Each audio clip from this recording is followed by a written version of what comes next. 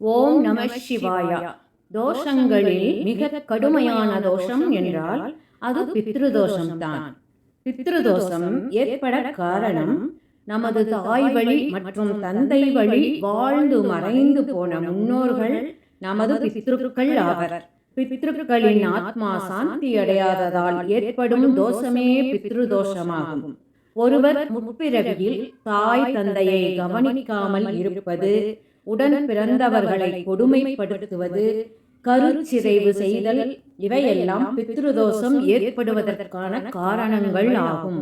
எனவே பித்ருதோஷ ஸ்தோத்திரம் வியாசகிருதம். இந்த ஸ்தோத்திரத்தை அமாவாசை நாட்களில் கேட்டு வர பித்ருக்களால் ஏற்படும் தோஷங்கள் நீங்கும், சகல சௌபாகியம் உண்டாகும். அனைவரும் நலமோடும் வளமோடும் வாழ்க. ஓம் நம சிவாயா.